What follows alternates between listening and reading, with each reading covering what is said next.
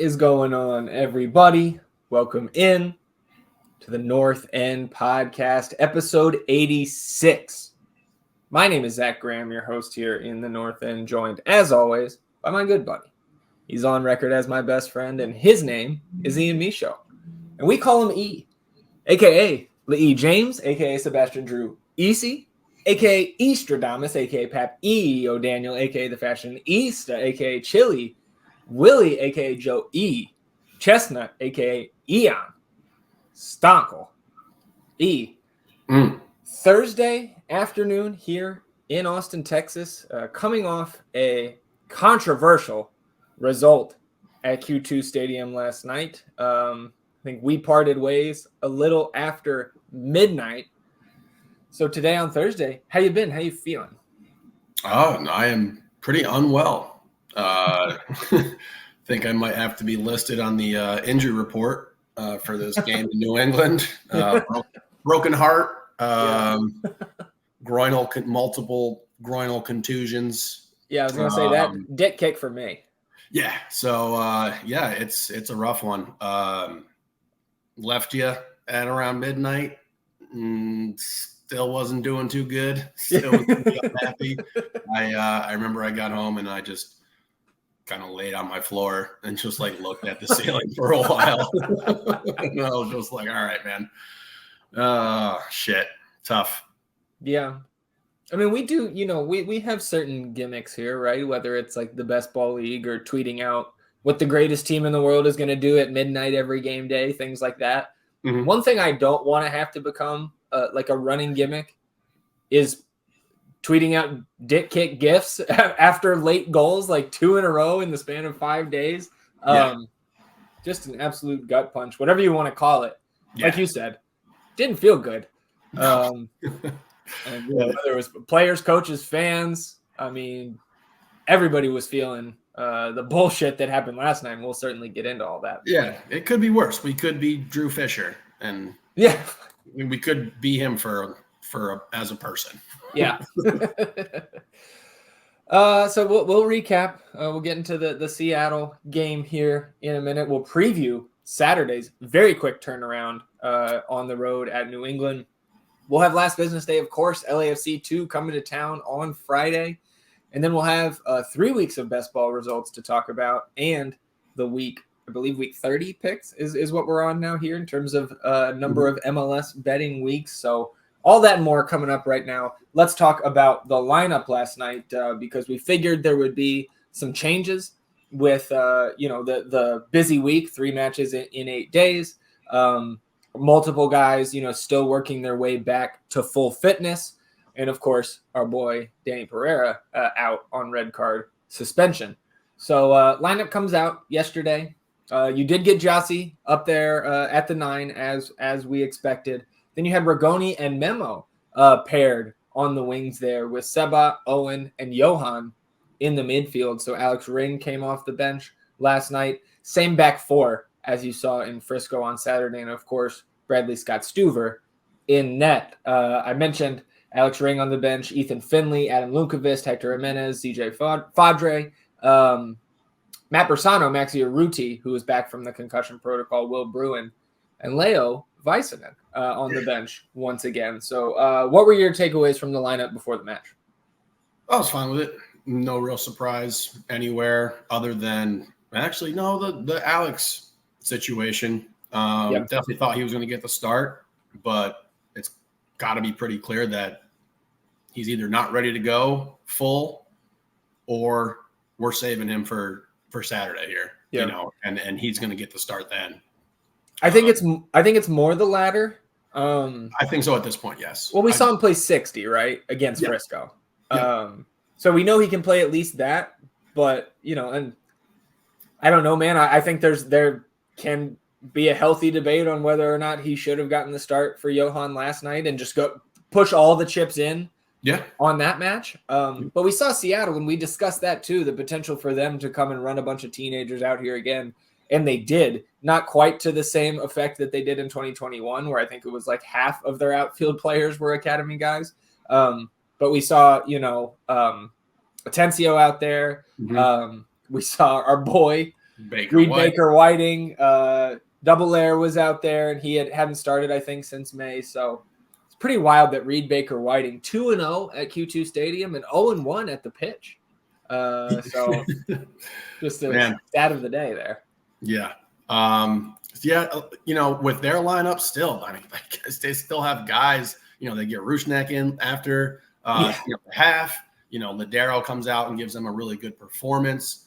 And I mean, I don't know what else you can do with our roster in the 11, what you can rotate in. I don't know who you're going to start over the trio of wingers that we have. And now this trio of midfielders that we're working with, Leo getting back to shape. So this is what it is. I'm surprised we didn't see more potential fullback rotation, as you brought up on the last show, given what those two guys did out there in Frisco. But it was a good 11, a good enough 11 to win this game. And I agree with that for sure. Sure. And I mean, the game was stolen from us. There's really no way to say it. Really just stolen. I know we'll get into it, but this was a good enough team to get 3 points at home, and it would have done a lot of good for us. But this has been a rough season, and it just kind of fits the narrative of the entire season for these dudes right now. Let's jump into this because we're certainly going to be long-winded as always, but with the short turnaround to Saturday, want to make sure everybody can get this in. Whether you're 1x speed. And I don't know, I don't listen to anything at 1x anymore. If you're 1.5x, if you're a 2x sicko like myself, you got a lot of podcasts to get through. Try to keep this one under 90 minutes. So a lot of action in this one. Like this was, to me, even though there was, no goals in the first half here, this game for the full 90 was almost the complete opposite, I thought, of the game we watched in Frisco on Saturday. Like that match was boring. This one, not at all, at least in my opinion. Second minute here, Atencio gets free past Galley down that left side, and he fires a low cross right in front of the north end, right in front of Stuver. It skips across like 3 Austin defenders across the face of net, and Jordan Morris was not able to get to that ball. But like, we're 90 seconds in here, man, and all of our defenders are just missing that ball. That possession Seattle recovers the possession after that ball gets all the way through. Another cross comes in from the other side. That goes all the way through. Back to our boy Reed Baker Whiting, who has all the time. Nobody goes out to pressure him. And luckily, we're able to clear that ball out of there after the third cross. But that was a shaky start, to say the least. No, that was not a great start. And I mean, honestly, it was partially from the play we ran at the kickoff.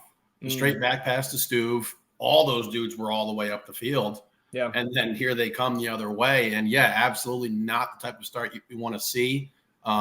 Their initial push counter there, where I think it was Atencio, you said. Yeah. Jordan Morris was behind the ball. So, they didn't really have anybody up there, but still a terrifying ball. Yeah. Brad was pissed. Yeah. Brad was not a happy man last night. We get a good view of him when he's getting warmed up when we start on the north end, and we imitate his little pregame routine. Yeah. Slap the post, do a little prayer, and he just didn't have that Brad twinkle in his eye part of the game, So he meant business, and then he was pissed right away. Yeah. 7th minute here, Nico Ladero has a ton of time to approach the box coming down the left side. Left side if you're looking from the north end view here. So on the right when you're coming in the attack. He slips a pass through to Double Air, and Double Air takes a bit of a heavy touch and then is leveled by Matt Hedges. And when he makes contact with him, I think I said in the stands, yep, like just a penalty. Yep. And so I think you maybe get a better view of this, interestingly enough, from the broadcast angle. Or maybe it was just because, bang, bang play and we're maybe fearing the worst early here. He kind of starts to go down before the contact. And I think that's why the official didn't give the pen there. But in our eyes in 123, it was very close.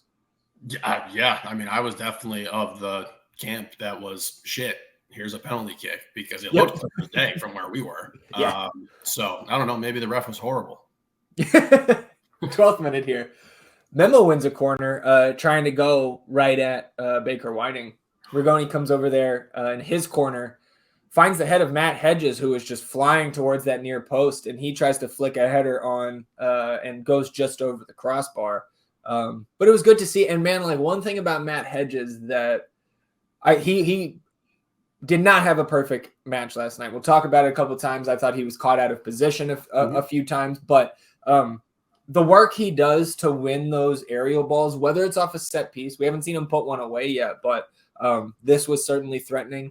And on goal kicks or long balls over the top, what have you, when you go get those aerial duels, at least through the short amount of time that he's been wearing a Verde and black jersey, he's winning a lot of those. And that's something that makes me feel better about having him back there, just with his sure size and skill combo.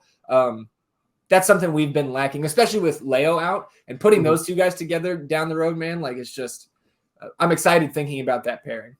Yeah. I mean, that's been the most encouraging thing about Matt thus far is his size, how good he is in the air. And he almost gets one here. And it looks like a matter of time because he's had some pretty nice chances with the head and just been in dangerous areas where he's getting up. So yeah, we'll take that, particularly when we were much shorter with Alex back there.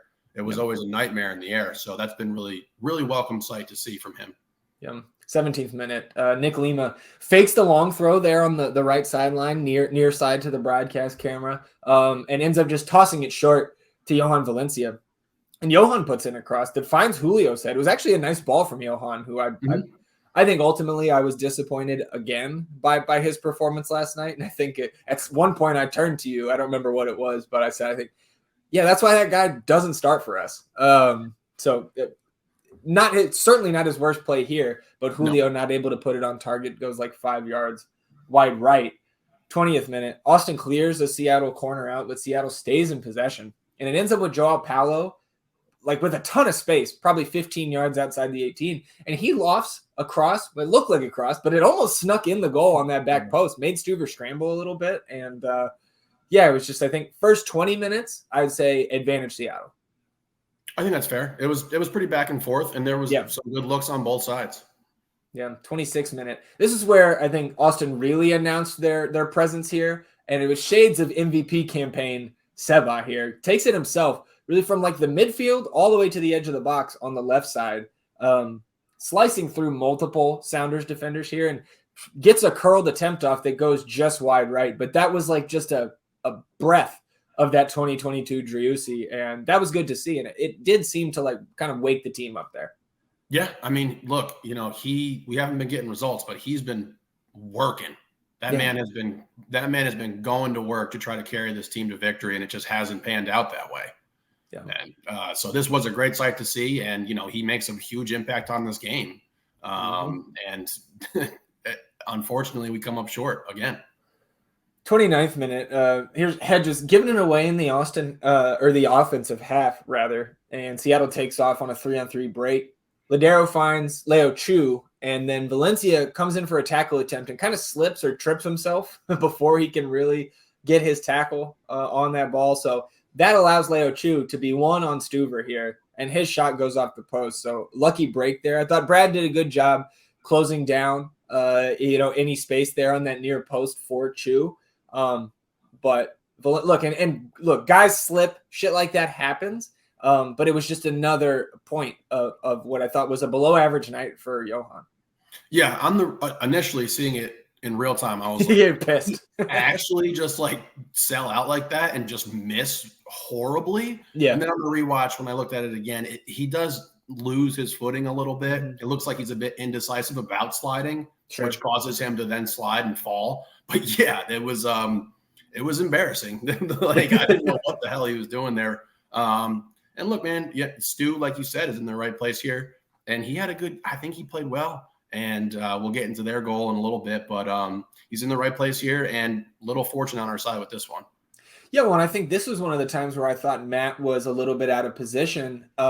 because, well, and maybe not out of position initially, but you can't lose the ball where he did, because he comes across midfield, right, to make himself available as an outlet for, I think, Rigoni at that point on the right. And he tries to just kind of one-touch it, I think to Seba or Owen, whomever was in the midfield right in front of him, and just rushes it and kind of telegraphed it at the same time. And Ladero was able to step in front of that pass. And at that point, he's so far out of position that turnover is just what causes the break and puts all your teammates in a bad position. So I thought at that point, Hedges could have done much better there. If you're uncertain about it, okay, just make a little turn, drop it back to one of your partners there on the back line, and let's keep possession there. So again, hindsight is 2020, but that's one in the film room that he'll know before he even watches it. He's got to do better there. I agree. 32nd minute. I think all the momentum here from that Leo Chu chance all the way through here in the 32nd minute, all the momentum over this 5-minute stretch to the Sounders. Ladero gets space at the top of the box after some sustained Sounders possession, and his shot goes just wide right. But Brad was at full stretch there, and if there was an extra yard between him and the goalpost, that was going in. But luckily for us, it goes wide right. Yeah, look, and again, no on-ball pressure there. Owen kind of shows up, gives a half-assed attempt.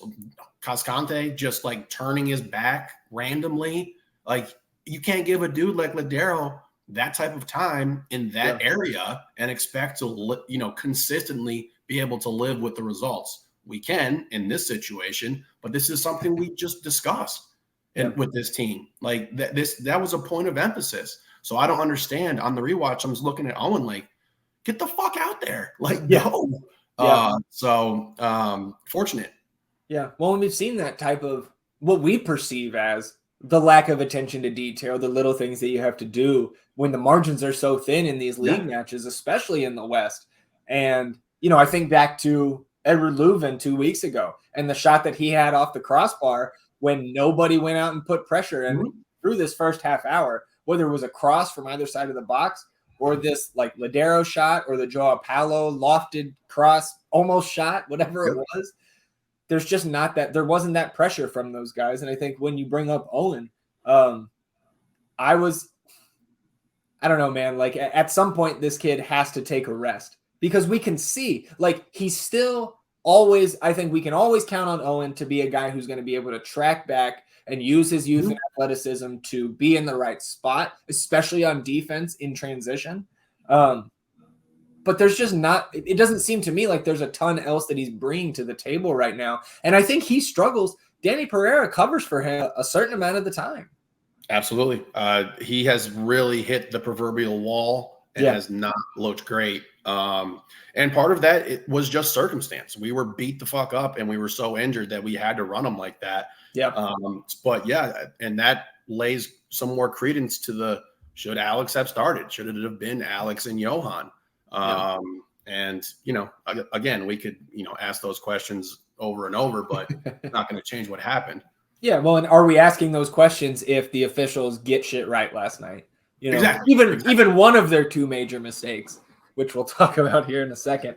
34th minute, Austin kind of calming down some of that Seattle momentum with some sustained possession here. They kind of matriculate the ball up the field, and once they break a line right to Driussi, I think it was Matt Hedges to Driussi here, Seba takes a great turn towards kind of center left of goal. He finds Zardes, who was cutting towards the left, and Zardes is kind of reads, I think, as that ball is coming to him, the two defenders closing down, and just one touches it out to Memo. And then Memo takes a touch back towards the middle and rips a shot towards that back right post. And Stefan Fryer, one of the best keepers in the league, paused that away. And Emmy chases down the offensive rebound, and he puts it on frame. And, man, credit to Fry here, leaping to his feet and keeping that out and getting it out for a throw. That's why the guy leads the league in clean sheets. He's a very good keeper. He's a very good keeper. And when the refs help you out a lot too, then you're even better. This shot from Memo, man, I mean, I've said it multiple times here, and look, like, obviously I was a strong proponent of Rigoni to start, and to, kind of keep the course with it. So I had a bit of hesitation to like welcome being excited about Memo. Right. Push all the chips in there. Yes. To like be excited about, a new guy, Mm-hmm. So, but he's looked really encouraging, and this is a great shot. He has another nice cross. I think it was maybe earlier in the game, but hell of a save, hell of a shot. And look, if he's going to be able to provide that type of striking quality from that left side, then fucking stay on the right side, Rigoni. Like, theoretically, he should be able. Yep. Part of the package of Rigoni is works both feet really well. It can do both sides. And if Memo is providing that on the right side, give it to me. Or excuse me, on the left side, like give that to me. Like we need it. It's at least how we were sold on Rigoni. Yeah. I don't know if it's played out that way. We're over a year now with him. We were talking about that during the match too. Like we know what he is at this point. And so like, look, it's, everybody's heard the saying before, like when somebody shows you who they are, believe them. We know who Emi Rigoni is in this league at this point. He's not a DP caliber player. But still, I think at least an average MLS player, if not slightly above average with his skill level. Yeah, and I mean, it happens all the time in sports. You get a guy who's expected to be X level, but he's actually still a really good player. You just need to have someone over top of him on the pecking order. You need to have another Seba. So, 38th minute here. Seattle getting out on the break once again, and Julio finds himself in a one-on-one situation with Jordan Morris. You had just gone, I think, to get another beverage at this point, and I think you saw it on the rewatch, but I think you may have been glad you weren't sitting in your seat for that one because he gets mixed so bad that he falls down to the ground again, and Stuver with a great kick save to get it out for a corner and preserve the 0-0 scoreline. That ensuing corner is cleared, but man, Julio has just had such a tough run here. And we'll talk. I mean, Coach did address him, his struggles and the potential for him to be benched going forward now that Leo is back. I think both of us were, unless I'm misremembering your take on the center back pairing, I have been since we got Hedges, like when all guys are healthy, I think it's Hedges and Leo. But and we love Julio and all that he's done and will continue to do for this club. He's going to be here for a long time. But man, the last couple matches for him have not done him any favors in that competition. No, he's definitely hit a rough patch here. I would also have to say that he's gassed too, and he's good point. Like he has to be, and he's been back there like since he got back from his initial injury. Yeah, every fucking game for us. Yeah, can't sit him. We had no choice, so he's got to be gassed too. And yeah, I'm excited to see the Leo and Hedges pairing as well. And again, it was the same. I mean, my position is I do think it's Leo and Hedges for the start, but I'm fine with those three rotating in whatever capacity. Absolutely. That's the type of rotation that every good MLS team needs, at least three guys like that, right? And we haven't had the luxury all season. So And again, it's an old man's position. You need veteran guys back there, which means they're gonna wear down a little faster than the other average player. Yeah. After that corner was cleared out, we noticed the wing Emi and Memo switching sides there. So you did get Emi on the left before the first half came to a close, and it was somewhat a quiet end to the half and no stoppage time, which I didn't disagree with at all. Because even though it was more up and down than last week, there wasn't a ton of actual stoppage there. So if I can give the refs one little crumb, one little cookie, it would be that. But then this second half, I think, is the worst half of officiating I've seen in my soccer fandom, as young as it is. Certainly watching Austin FC, this was a disaster class in officiating from the entire crew. And it starts in the 46th. We see Albert Rusnak come in for Joao Paulo, and you kind of hinted at it earlier. That is the luxury of a club like Seattle that we don't have, that you can bring somebody like Albert Rusnak off the bench, who was 4 out of 5 years for RSL before he came to Seattle last year. 4 out of 5 years, between 13 and 19 goal contributions. This guy's coming off the bench for Seattle. So Rusnak in, and then first play of the match, second half, Zardes gets a yellow, and I thought it was soft, like he goes up and there is contact there, but it's clearly inadvertent. And for all of the things that were let go in the first half, there were some very tough collisions. I think about Reed Baker-Whiting just completely trucking Memo Rodriguez in the air. Very similar to how Kip Keller got yellow carded a few weeks back. And again, those were CONCACAF officials, so they're all bad. But I thought this was pretty wild that he got yellow carded there, but far from the worst mistake that the officials make this half. Yeah. Because then here we go. Here's the first big one. Off that restart, Seattle wins a free kick on the right side, which was another very soft call on John Gallagher. John Gallagher looks like he goes shoulder to shoulder. I forget. I don't know if it was Baker Whiting or Tensi or whomever the Seattle player was that got fouled, but very soft call. And then Ladero gets on it. He whips it in. Jordan Morris gets his foot to it, and he bounces it like off Stuver's chest at the near post and in. Just a tough angle there too for Brad. Yeah. But so not only does the foul, which I thought was a bad call, create that chance, but man, you and I did not see this replay in the stadium. I saw it on the rewatch today. I'm fucking furious about this, man. He's offside. He's 100% offsides. It's not even a difficult offside to me. No. Like you pointed out before the show, there's fucking lines that on the field that show his body past our defender. Yeah. Also, okay, well, let's take the atrocious officiating out of it. Yeah. Bad defense again. The fuck is going on here? Like what? Yeah. Horrible defense. And then absolutely atrocious call. He's 100% offsides. Like you said, we couldn't see it in the stadium. Rewatch it. Saw it right away. Just blatant. Yeah. And not only that, but like the video assistant referee, because again, to the best of my knowledge, this is how this works. Every crew has a video assistant referee that is specifically looking at every play, right? It can be a review for a red card. It can be a handball. It can be offside. It can be, a ball, did it cross the fucking goal line or not?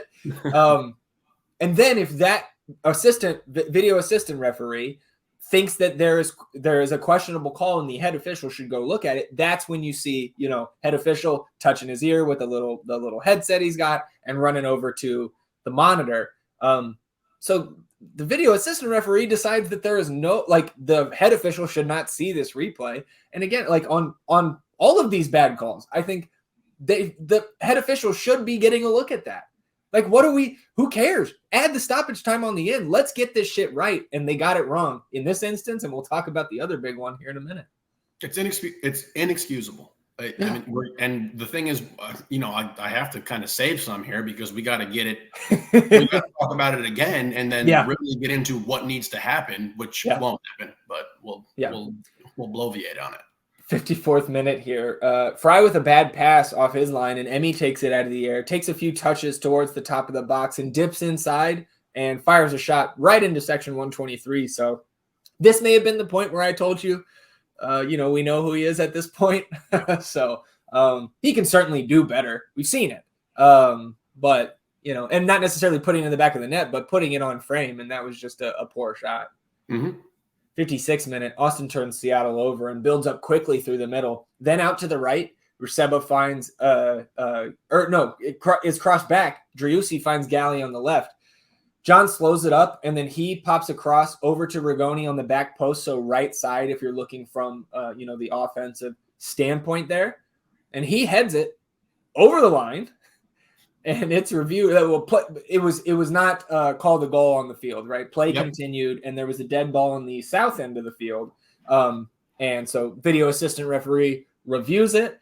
And man, even I understand that the broadcast cameras that Apple had, where the angle that they showed on the broadcast that appeared to show the ball crossing the line, because of the angle of the camera, I can understand the argument on that angle where it's like, okay, maybe it's not all the way over that line.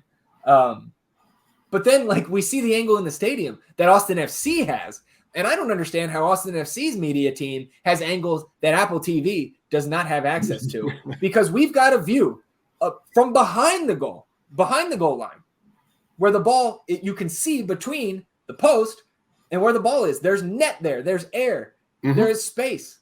And look, I'm not a geometry fucking wizard. My math skills are well in question if you listen to this podcast every week. But like, I don't think you have to be a genius to see this fucking picture and say, that's a fucking goal. We knew right away. Emmy knew right away. G knew right away. Zardis did. G knew right away. Yep. Like, I mean, I understand there's some gamesmanship that happens with that type of shit, but like they stopped playing. Like they're like, yo, that's fucking in. because it was in. And also his arm's not even straight and extended. He cups his hand behind the ball and throws it out. He threw it out. Yeah. He threw it. It's fucking insane. Yeah. So again, I don't understand how this league can want to be taken serious and not have goal line technology. I can't go off the top of my head and tell you how many leagues have it. I know we don't. I know some do. So it's in both World Cups, men and women's. Yeah. And I believe EPL has it. And look, I know we're not the World Cup, we're not the Premier League, but this league has a lot of money in it. And now we have fucking Messi, even if we didn't have Messi. But to me, it looks even worse now that we don't have the best technology possible to make this league the best it can be. And it's a fucking joke. And I don't think we have ever explicitly blamed the officials for the outcome of a match on this podcast. Like, there's been times where we're upset with the officials, but I feel like every single time we followed it up saying, that didn't change the outcome of the match. Yes. This game was decided by poor officiating, and the score was 2-1. But the wrong team fucking won. Austin scored 2 goals. Seattle scored 1. Yep. And I've never heard boos that loud at Q2. Well done by the fans for being fucking into the game at that. And I will say this, it shouldn't take that for us to be into the game, because I felt like most of the stadium was pretty dead compared to what we normally do. And I get that losing, everybody's not as hyped as when we're in second place and fighting for the shield. I get that it's still hot outside. I get that it's a school night now on a Wednesday. Yeah. Still, I think we can do a little bit better outside of the South End. Like, obviously, they always are going crazy. But I think East, West, North, we can do better as fans. Just kind of bringing a little bit more juice, a little bit more buzz to the stadium. Yeah, I mean, it's a big part of what made us super successful last year. Yeah. It's a big. We got voted the number 1 place to play in the league. So I do understand all that other stuff going on there, and you're probably getting people who aren't your season ticket holders. Yeah, for sure. You're getting your fresh fans on a Wednesday night. But yeah, this really galvanized the entire stadium because every single fucking person knew it was a goal. And at least they played the replay. Since when do we do that? I love it. I fucking love it. Yeah. Well, it's a replay when you score a goal. It's a fucking highlight. I mean, I still have yet to see a single piece of even kind of convincing argument. There isn't one. Exactly. It's wild. I mean, you said it earlier. You said saw some Seattle fans just being like, yeah, you guys got fucking jobbed. Yeah. It's 100%. All right. Well, great. Yeah, thank you. That's exactly what we needed on this 4-game losing streak. We need to take an L to the refs. Well, let me just we got to come correct here. We like to deal in accuracies. 5-game losing streak in all competitions. So 3 in the league, 2 in the Leagues Cup. Well, but before this game, we were on the 4-game losing streak. Oh, okay. Yeah, gotcha. My bad. Yeah. Fucking math wizard over there. See? Example A. 62nd minute, rather. Austin in possession here again, still 0-0. Comes to Memo on the left side on a nice long ball from Julio. That gets deflected out. But then Memo gets onto it, and he gets it back to Seba. Seba turns to the middle, and he fires a shot that is saved by Stefan Fry, a diving Stefan Fry. So we love to see that. And again, Seba on both halves, kind of 2 of those strikes from 18 plus that we like to see him and almost him alone taking on this team. 63rd minute, again, Austin putting on the pressure here. Good cross by Emmy towards the feet of Jossie, and Stefan Fry was able to beat G right to the ball, like got down on the ground to save that. And if he didn't, I think Zardes is tapping that one home. So again, Fry, very, very good goalkeeper. He's very good. 64th minute, Hebert comes in for Jordan Morris. 65th minute, the return of Leo Väisänen in for Matt Hedges, who I believe was wearing a sleeve on one of his legs. And I think Josh, after the match, said that that was because he's been having some hamstring tightness. So that was probably the reason that Matt came out instead of Julio there. Because assuming health, I would have gone the other way. But I guess at the same time, we're needing goals then. So Julio does obviously bring that, that offensive facet of his game. 68th minute here. Lima tries to play a long ball that gets in the defensive third, gets deflected, kind of goes sky high, and it's headed down, I think, by Reagan to Ladero, who finds Hebert streaking towards goal. And Leo, welcome back. Well-timed tackle. to get it out for a throw there. Great to see him back. Yeah, great to see him back. Great to see him back. Great to have him back. Excited for that. Yep. 72nd minute. Seba plays Memo down the left side. He drops it back to Seba once again. He swings it all the way to Emmy on the right side, and Emmy's cross gets deflected out over the goal for a corner. So corner on the left side. Memo goes out there to take it, and that comes to the near post. Valencia is there, but he whiffs on it. Luckily, Jassi's flying in, and he flicks it all the way to the back post where Seba taps it home to equalize. No question about that one. Fry did deflect it out over the goal line, but it was very clearly across the line in that instance. Right. Well, that didn't matter to this crew. Yeah. Yeah. I don't know if it was. They did. With it. Yeah, they did. VAR was definitely looking at it. And again, they should. But fucking get it right. And luckily they did here. So we're all tied up 1-1. Right after that, we get Will Bruin and Alex Ring on for Giassi Zardes and Johan Valencia. 78th minute here, Austin. Another period of sustained possession. Julio's up on the right wing, like at the corner of the box for some reason with the ball, like trying to take guys on.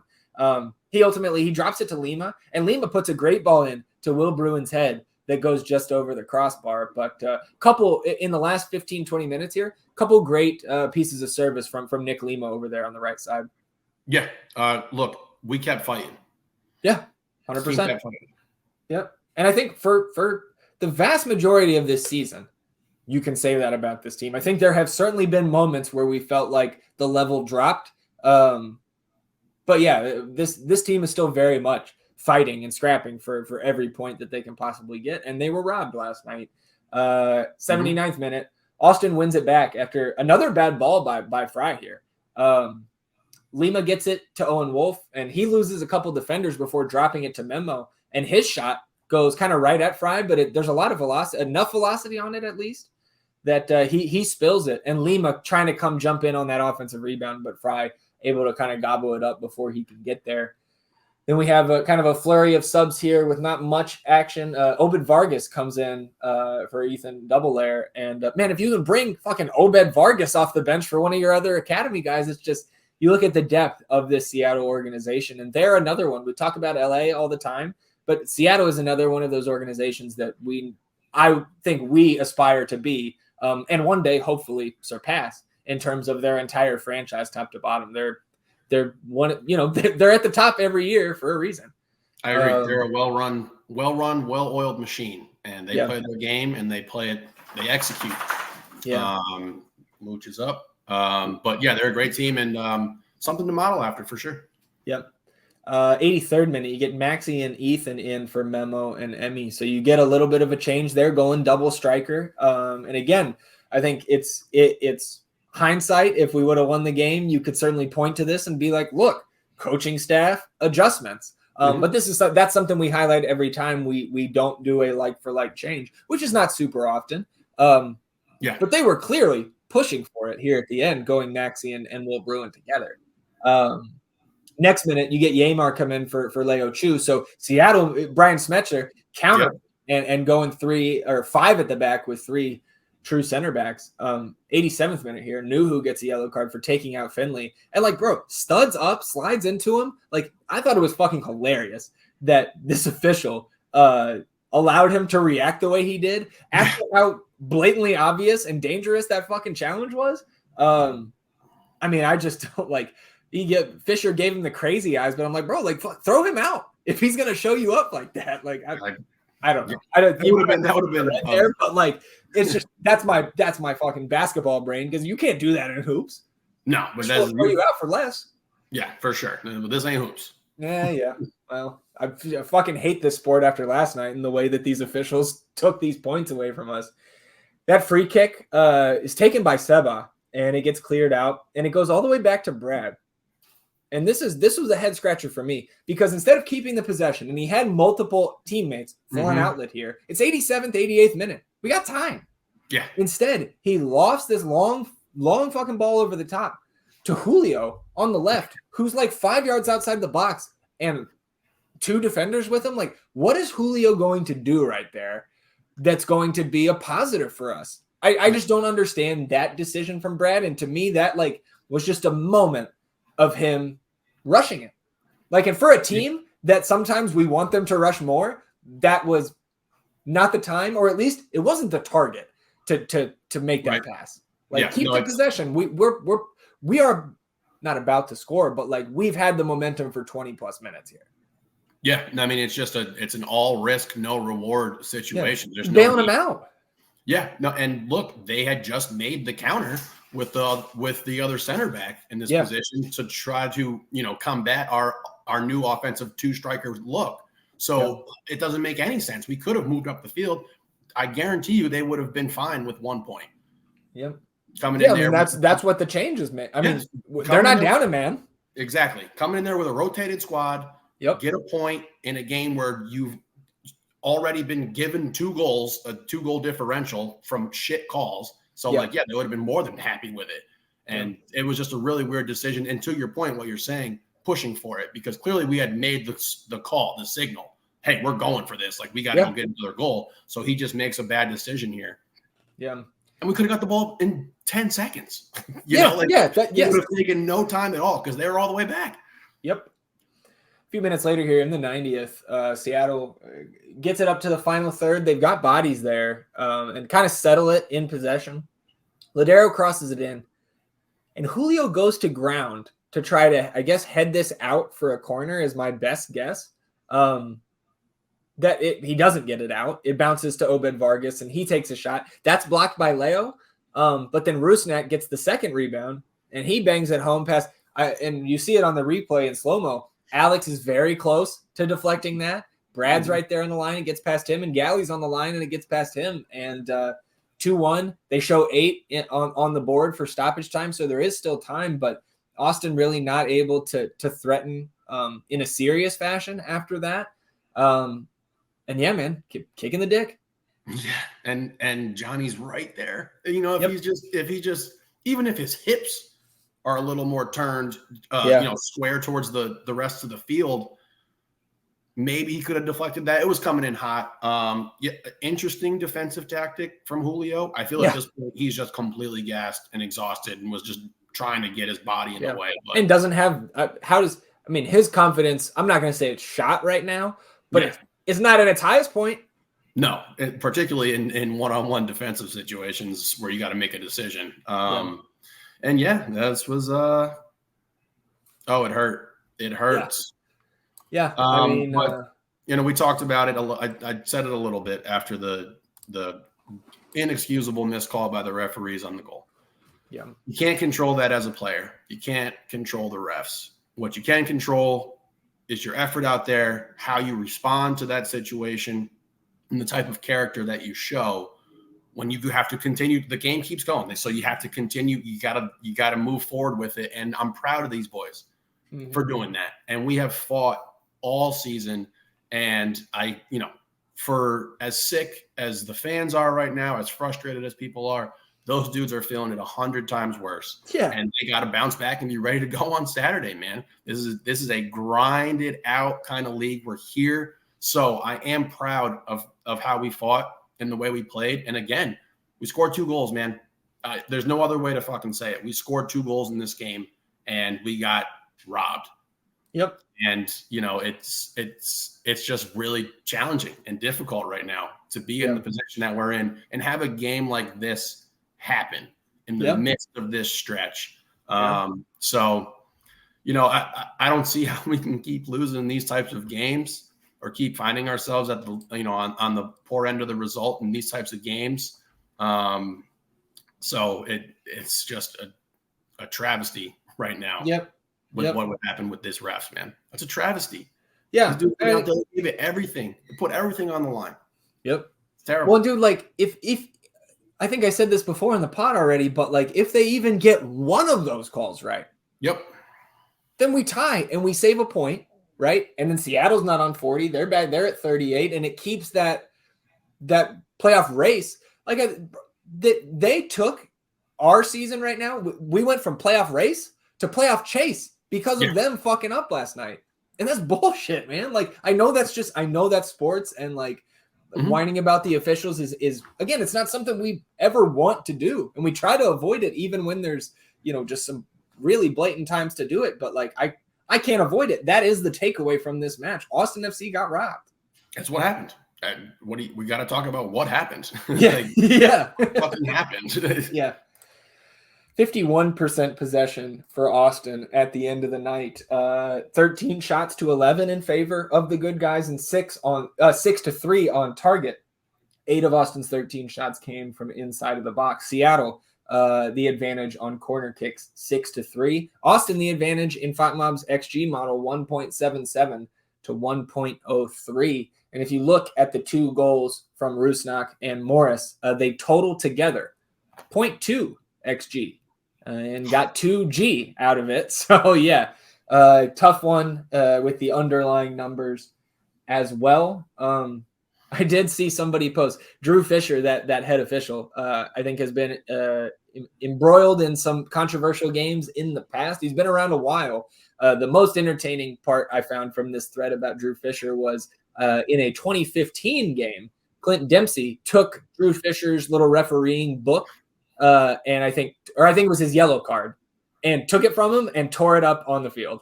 So, look, Clint Dempsey's my boy. Texas boy. Shout out Clint. And yeah, if he hates Drew Fisher, even more reason for me to hate Drew Fisher. Hope we don't see him again. Yeah, and to be honest, I didn't look up the fucking video assistant referee's name, but fuck that person too. You're terrible. Yeah.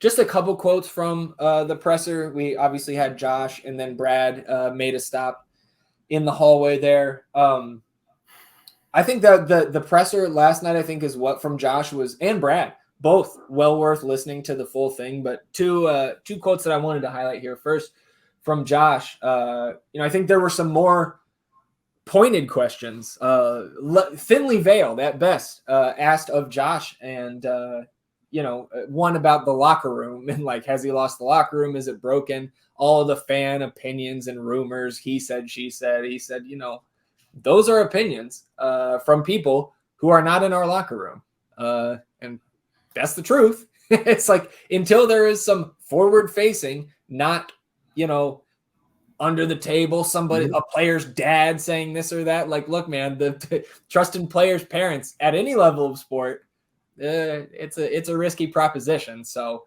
but then Brad was directly asked about Wolff out and, the growing calls on social media from some of the more online fans. And he said, the players are responsible for results. The players on the field are the ones that have to go out and play and get the results.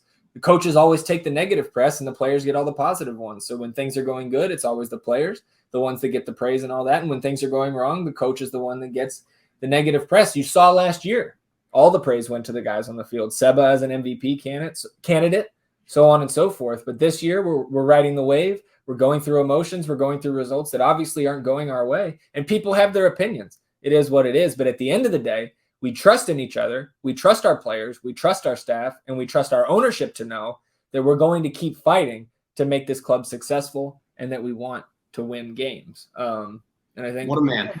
Yeah, well said. That's just local leadership there. And I think for me, like, one of the things that I always told my players when I was coaching hoops was, games are for you guys. The practices are for me. Those are for the coaches. And it's not to say that there's not coaching that goes on during the game. In any team sport there is, of course, and it varies from sport to sport. If you're coaching basketball, you can call a set every time down. You can really control the game. Football, you huddle after, most teams will huddle after every play. You call different plays every time. Soccer, there's a little bit less. Of course, there is your substitution patterns, your tactical adjustments, and the like. But most of the coaching of this team and of these players goes on behind closed doors that we don't see. And Brad kind of pointing towards that. When the lights come on, it's about the players to go out there and perform. So I think, again, that's something that you and I have certainly pointed to, that, there needs to be more criticism of players throughout the general fan base. Not that we should just shit on these guys, willy-nilly, but, when there's, like, Danny, for instance, on Saturday, right? Like, he bore the brunt of that mistake and ultimately that result. So again, I think I would urge people to go find that link. Capital City Soccer posted the Stuver interview in full. And of course, the club streamed. You can go find that on their YouTube or anything like that. Club streamed the Wolff presser. So sorry, I know you were saying something a couple minutes ago after I just word vomited all that out. What were your takes on the presser comments?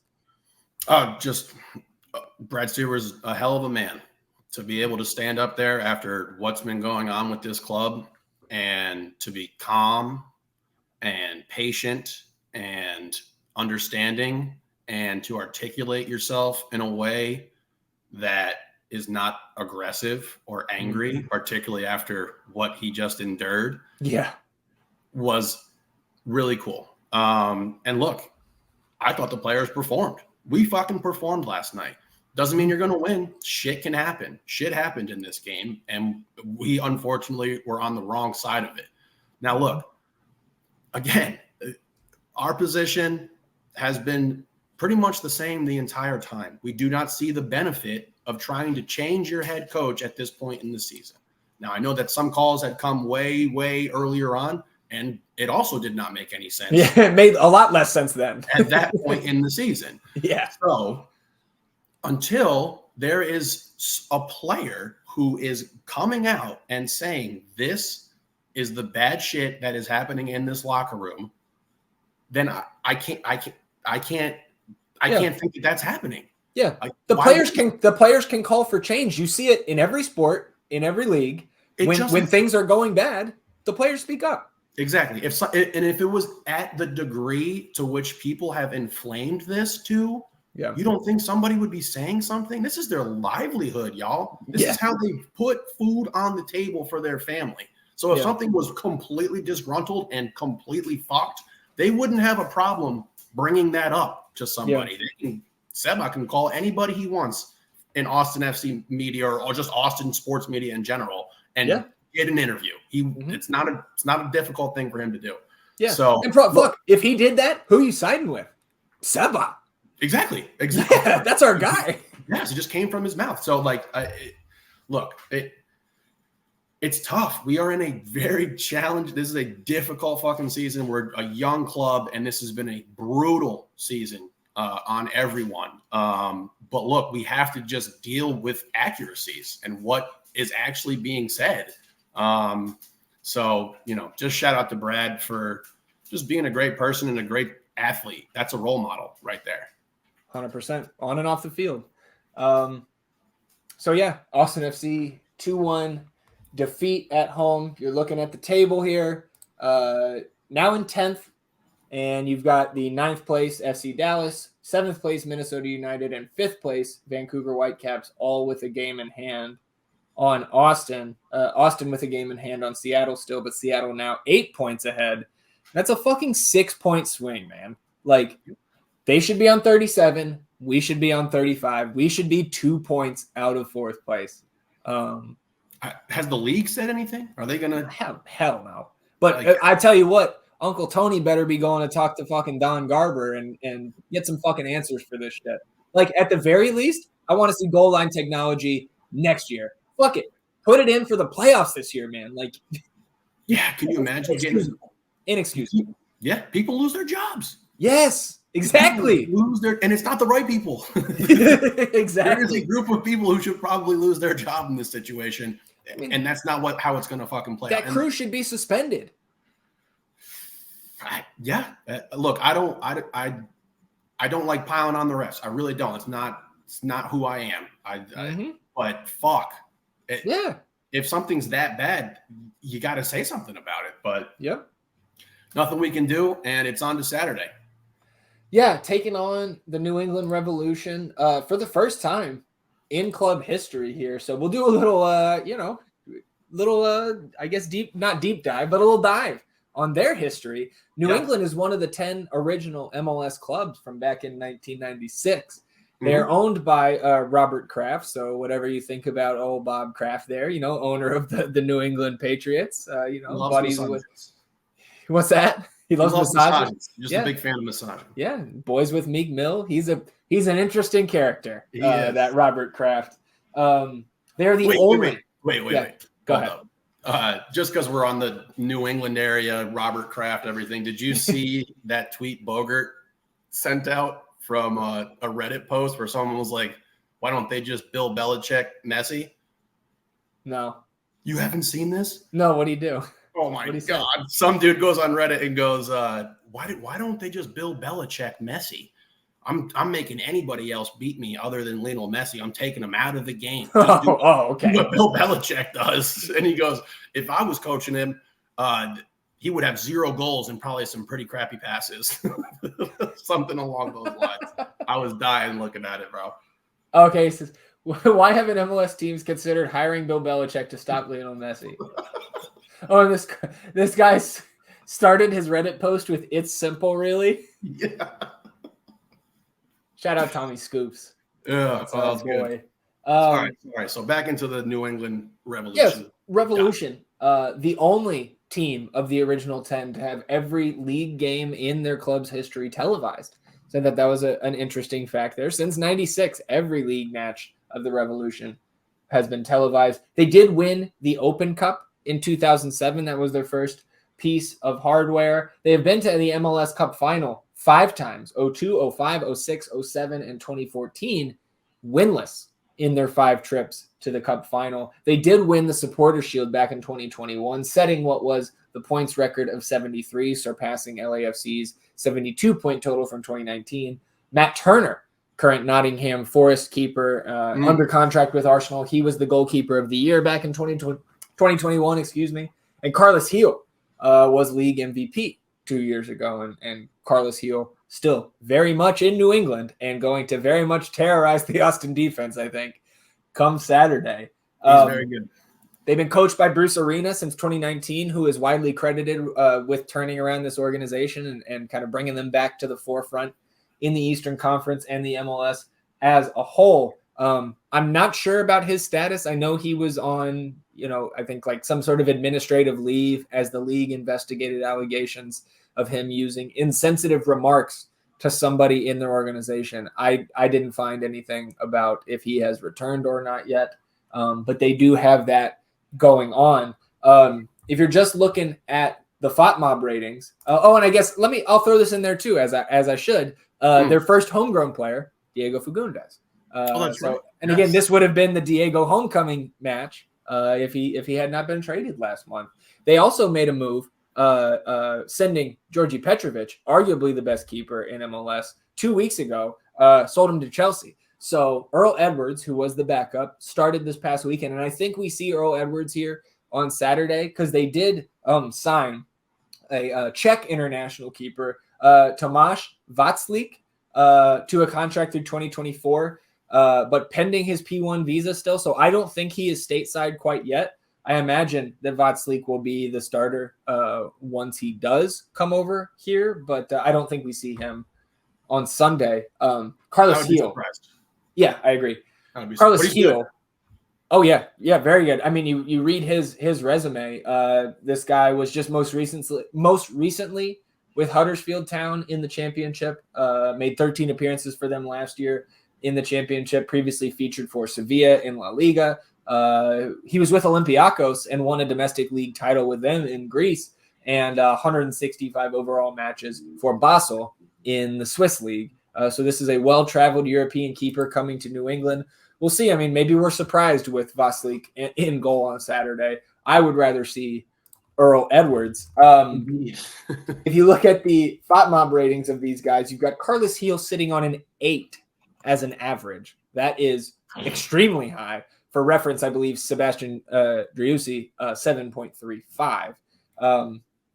So jumping into some of the stats and not just the FOTMob ratings here, Carlos Gil, unsurprisingly, leading the team in goal contributions, tied for the lead in goals here with Bobby Wood, both of those guys on 7 goals, but 12 assists for Carlos Gil so far this year. So 19 goal contributions already. They've also got designated player Giacomo Veroni on 6 goals. His playing time has been somewhat limited this year. Coach Arena certainly likes him. Some Bobby Wood, only 7 starts for Veroni, but I believe did score the lone goal last night in their victory over Red Bulls. Gustavo Bo, I think, has been in and out of this lineup, dealing with some injuries throughout this season. He did not start last night, and it looks like he's going to be out for this one as well, or expected to be out. They will also be missing Brandon Bai, who's one of their fullbacks and a very good player. I think he did his ACL. Or he did something. He had surgery. He's out, I believe, the rest of the regular season. Henry Kessler has also been out with a hamstring injury. Dylan Barrero, he did his ACL earlier this season. This is still a very talented team. I believe sitting fourth in the Supporter Shield standings, or maybe third, as high as third. They're third.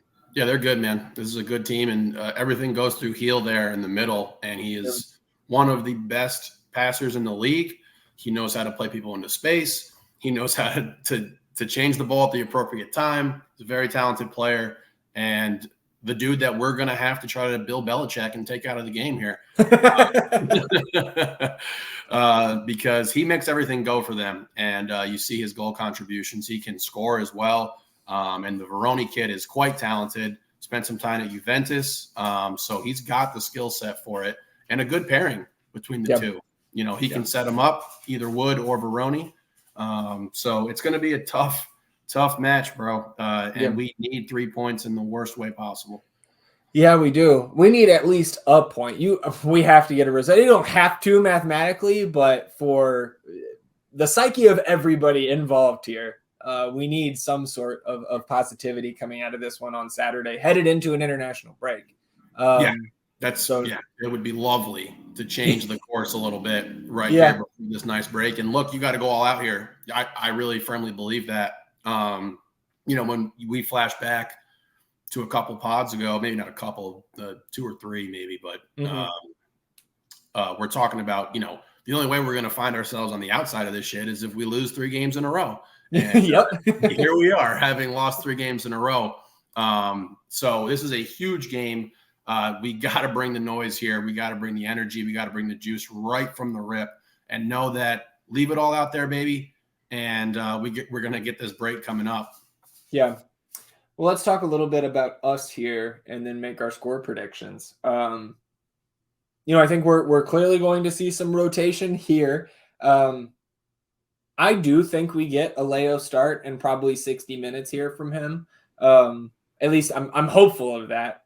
I'm not quite sure who starts next to him, because if Matt Hedges is dealing with some hamstring tightness, if I had seen that correctly, maybe that limits him a little bit here. And obviously Julio been struggling individually. I imagine we see an Adam Lunkovic start on the left there. Remains to be seen if Johnny G or Lima would pull the start on the right.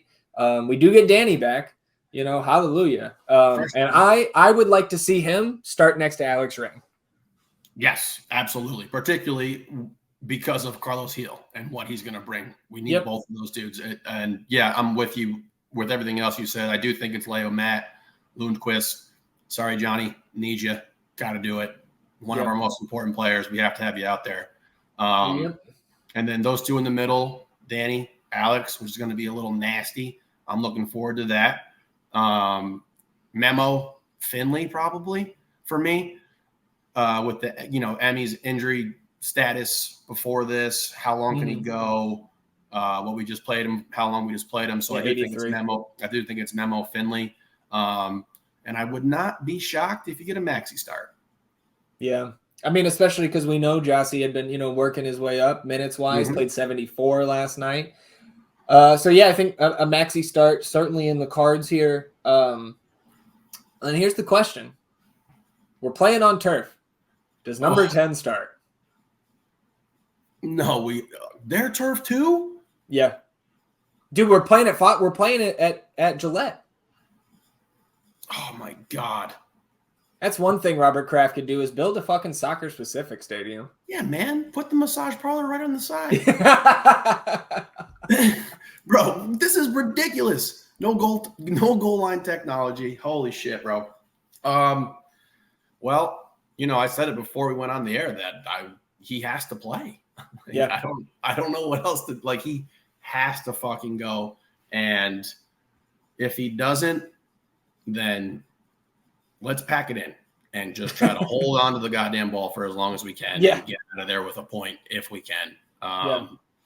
So I do think he starts. I do think he plays. I don't know, man. Every time he touches it, it looks like he gets hurt. Like every time he touches it. Well, it's like, man, unless he has some sort of degenerative knee issue that only reacts on turf, bro, Leo Messi's here playing on turf. You got to go. You got to play. You got to play.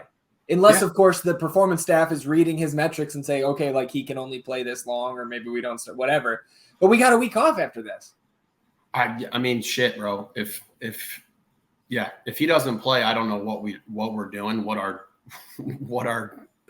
formation would look like, what our strategy would be in this game, because nothing has been working thus far, and losing 10 just makes everything worse. So well, that would, if he didn't play, is fucking Owen at the 10 again? Exactly. No, we can't do it again, especially with how Owen's looked and how gassed he's looked and how bad he's looked. You can't do it. He's got to go. Well, one thing left to do here. Good lucky. How much is Austin FC winning by on Saturday? I'm gonna go to you first. Give me a moment to think about it, and if I'm gonna continue. Gather your thoughts. Consult the asshole model prediction model there that was founded last week. It didn't quite work out. Man, I'll try to keep some optimism here. I'll say a 1-1 draw. I think to get a result here, in my opinion, this has to be a game that you go out there, you muck up, you grind it out, you hold the ball, you be physical, and just try to, again, if you can maybe nick a goal at the end like Seattle did last night, awesome. But this is a game I think you got to approach. Obviously, you're going to win, but there's going to be a certain way I think you have to approach this with the games we've just played, the guys who, again, are still being rotated because of their fitness. This is going to be a really tough one, man. I say 1-1. This is going to be a brutal game, and I'm with you. We gotta muck it up and make it ugly because we can't hang with them with how they score. But I believe in this team. We keep fighting. Yeah, we keep fighting. This team continuously fights, and we're going to bring it. I don't necessarily know if it's going to translate into a win, but I'm going to predict a 1-0 win for Austin FC.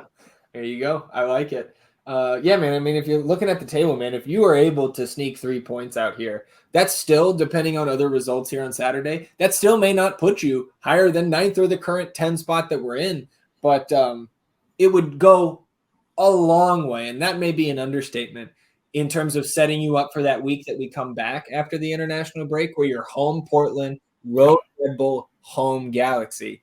Having 2 of those 3 at home coming off the break, like, fuck, man, you got to at least get a point here, or else you just start getting into.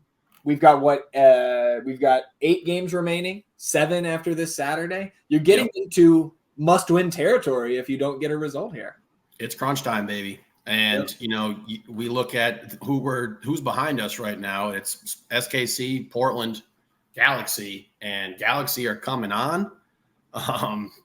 And we're just we're on the outside looking in here, and I mean, you got to just find a way to get 3 points. You have to. Yep. So there you have it. 1-0 for E, 1-1 for me. 6:30 p.m. Central. So a little bit of an early start here in Austin, Texas. The game, of course, out there in the Boston area. Just one piece of news to touch on here. Congrats to Julio. This is certainly a light in a dark couple of weeks for him. Called up to the Costa Rican national team for at least one friendly here over next week's international break.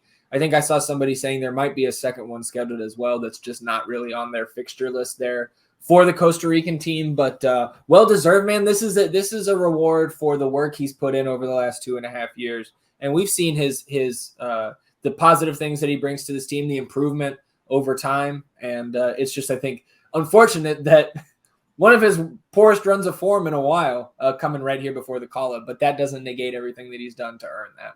No, big shout out to Julio there. And look, he's got a poor run of form. We're not giving up on the guy. Yeah, and this could be a nice little fresh breath of air for him. Go represent the country. What an honor. Like, how cool that must be.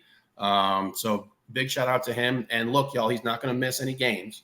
Mm-hmm. He's not missing any league games because of this. Yep. So we're going to get him back. I just thought people should know that. Yeah, for sure. Let's jump into last business day here quickly. LAFC 2 coming to the pitch on Friday, 8 p.m. kickoff here. And this is one you have to get 3 points from. LAFC 2 on 21 points from their 24 matches played with a -10 goal differential. They are in last place in the Western Conference. Austin still barely sitting in second, tied on points with the Tacoma Defiance, but ahead on tiebreaker, which is total wins. We have one more win than Tacoma this season. And SKC2 on our ass, 2 points behind in fourth after their win at the pitch last week. Talking a little bit more about LA, we know we won the penalty shootout against Maxime Crépeau when we were out there last month. So that was a fun one after a scoreless 90 minutes. This LAFC 2 team most recently lost to Real Monarchs 1-0 at home. I believe Maxime Crépeau no longer with the two teams, going back up with the first team. No, I don't know if he's been starting for them yet or not, but this is an LAFC 2 team that outside of the 6-0 drubbing they gave Galaxy 2 3 games back, not a team in good form. And I think you don't need me to tell you that after hearing where they sit in the table. Looking at their stats, they are led in scoring by Leonardo Flores and Yakusin Suba. Julian Gaines leading them in assists still, and Christian Torres leading the team in goal contributions. Julian Gaines leading the team in FOTMOB rating. But again, this is a team that, of course, fluctuates as all the next pro sides do. I think this is a team that had Mamadou Fall on its roster officially to start the season, and he just got sold to Barcelona. So he did not appear for this team. But again, things certainly in flux on who could be available here. If you're looking at the numbers of some of these guys, who you should be looking for on Friday night, which is it's probably tonight for when you're listening to this on Friday. Numbers of some of their better players. You've got Gaines there, number 80. You've got who else? Looks like they rotated pretty heavily in their last game. And they may rotate heavily here. Again, this is a team, a lot of their young guys play up or at least are on the bench with that first team there for LAFC.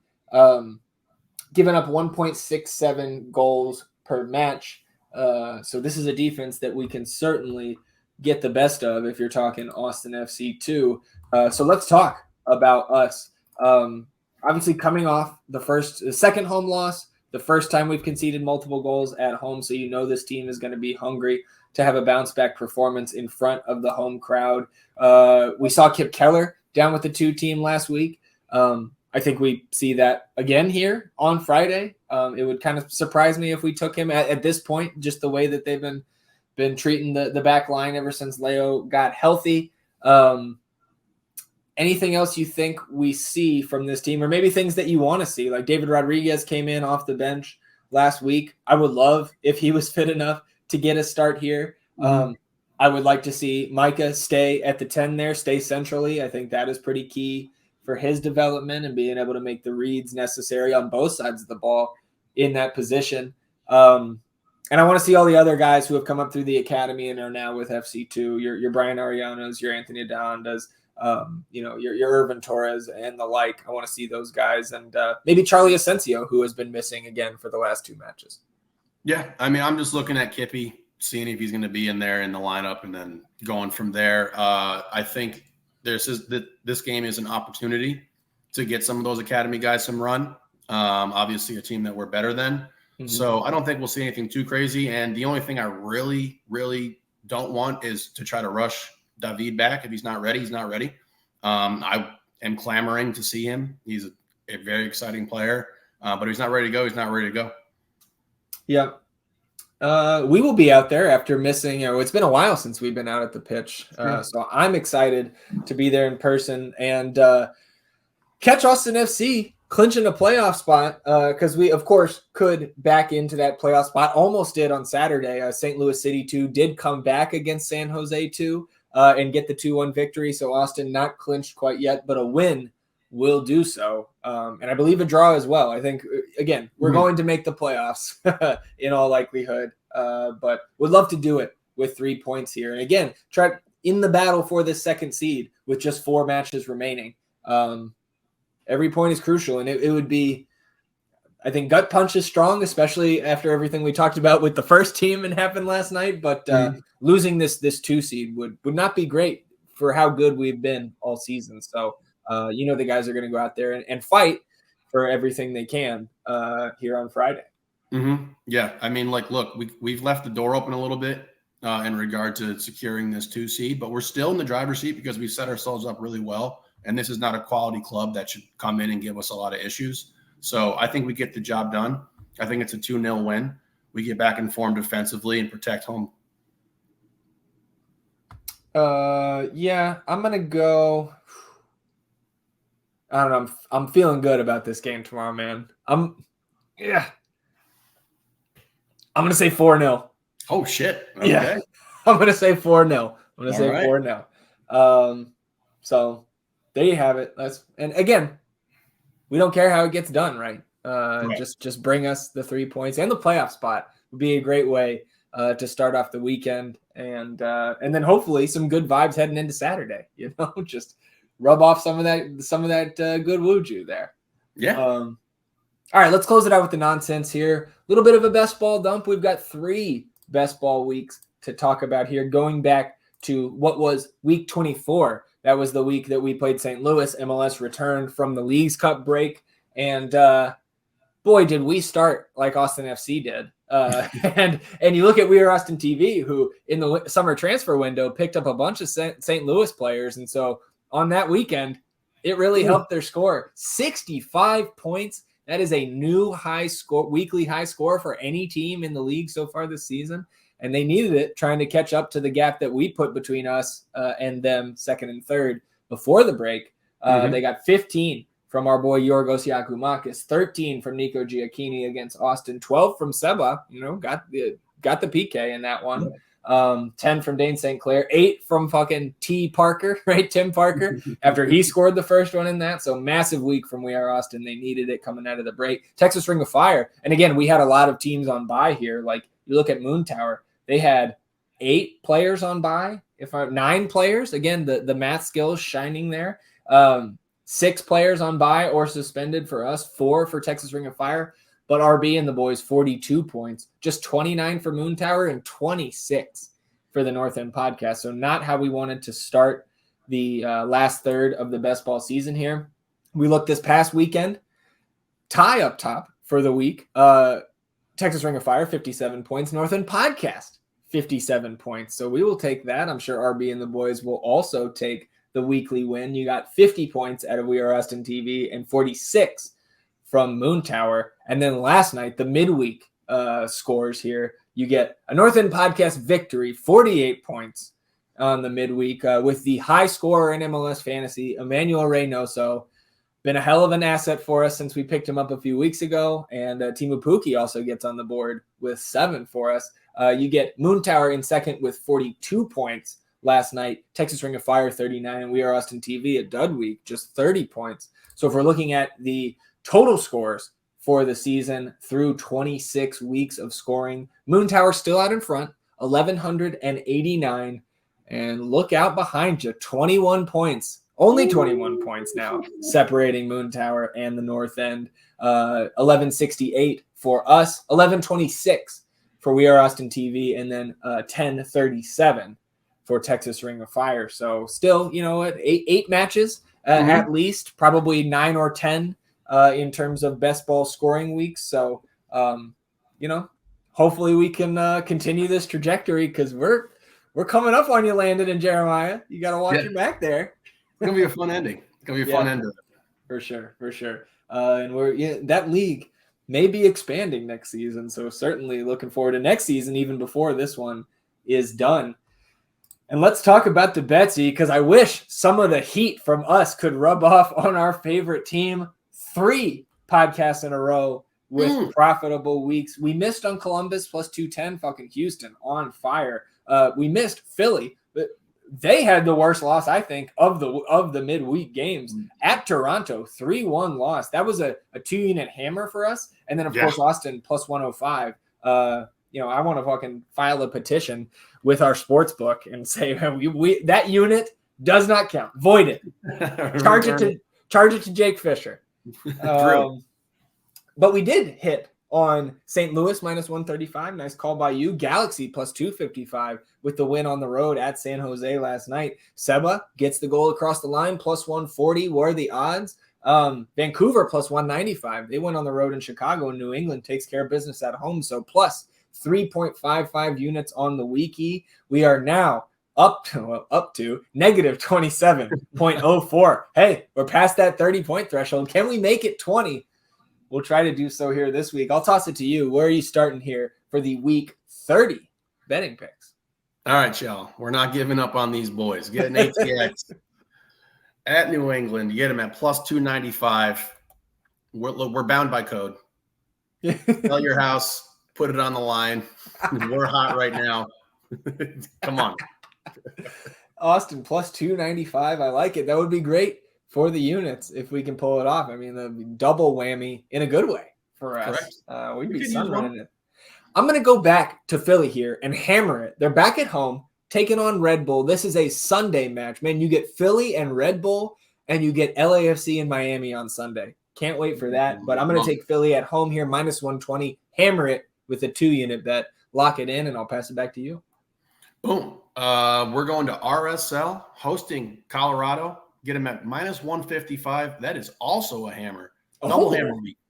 Double hammer week. I think that's the first of its kind here on the North End podcast. Breaking new ground. Feeling a little frisky after this semi-hot streak we've been on. I mentioned that Miami and LAFC game. This one's out on the West Coast Sunday night. I'm going to go Miami because they're at plus 230. Like maybe I just don't think they're going to sit Messi in LA here. So I'm going to take Miami plus 230 and lock it in. Yeah, primetime game out there in LA. He's playing, baby. It's going to be fun. I'm looking forward to it. Look, this Galaxy team has been playing well. The Diego bump, he got his debut, right? Mm-hmm. Good. They are hosting Houston, who, look, is super hot right now, but they're a completely different team on the road. So we're doing the old reverse perfect bet. LA Galaxy minus 105 to beat Houston. Well, I'm going to jump right back into that Miami and LAFC game, and no odds yet, but don't tell me the odds. Messi to score after not scoring last night. I'm going to take Messi to score anytime goal, and we'll see what the odds are when they pop, and we'll talk about that on Sunday. Back to you to close out your Week 30 picks. We'll take it. Look, I'm going to the talented Minnesota team. We talked about Pookie, and we talked about Emmanuel Reynoso there. You get him at plus 230 in San Jose. I just think that Minnesota's a high-quality club. They're in the midst of a battle for this playoff position and race as well. So I think they're going to bring it, and I like them at those numbers. Yeah, I like it. I'm going to close it out going to Cincinnati, who clinched a playoff spot in the month of August, I believe, still on that record pace in terms of the Supporters' Shield. Cincy sitting on 57 points with 8 matches to go. So could still break that New England record of 73 points if they continue on this pace. So I'm going to go Cincy minus 120 here. Orlando City, the Fighting Felipe is coming to town, but Cincy, I think, going to take care of business here at home. So that wraps up the Week 30 betting picks. He's got Austin to win on the road at New England plus 295. He's got RSL hosting Colorado minus 155. He hammered that one. Galaxy hosting Houston minus 105. Minnesota on the road at San Jose plus 230. I've got Philly minus 120 hosting Red Bulls. That's a 2-unit hammer. I've got Inter Miami out at LAFC plus 230. Messi also to score. And Cincy at home hosting Orlando minus 120. Those are the Week 30 betting picks. And that is going to wrap up episode 86, Heinz Ward edition of the North End Podcast. Anything for you before we get out of here? We're all frustrated, but look, the boys are fighting. They're playing. They're putting it all out there on the line. So riding with them till the end. VHLM, baby. Let's go get it done on Saturday. Stay hydrated. Couldn't have said it better myself. If you've got 5 seconds to rate, review, and subscribe to the podcast, wherever you get your podcast, we would greatly appreciate it. And if you're watching on the YouTube channel, hit that subscribe button. Help us grow the podcast. You can hit the notification bell to know when a live stream pops up or a new episode goes live. And of course, on this video. Hit that like button, hit the thumbs up, help us battle the YouTube algorithm overlords. Atone for your sins. Wash yourselves clean in the confetti of the North End, which fell on Stephen Fry last night like we have never seen. I forgot to bring that up, E. We throw the confetti every goal, and I think twice in history it has fallen a little bit on Steve Clark. The winds were just right last night that almost all of the confetti went right down in front of the goal. Took a couple pictures of that just for my own keepsake. It was a good toss. It was a very good toss. There was a lot of biodegradable confetti, y'all. Exactly. It's not trash, y'all. Yep. Always the biodegradable confetti. We're not trying to dirty up our Q2. We keep it clean. We clean up behind ourselves. All right, everybody. Enjoy the end of your week. Quick turnaround. Austin FC 2 Friday. Austin FC on the road on Saturday. We will be back here on Sunday recapping all of it and anything else in between. Until then, he's E. I'm Zach. Vamos Austin FC, everybody. Goodbye.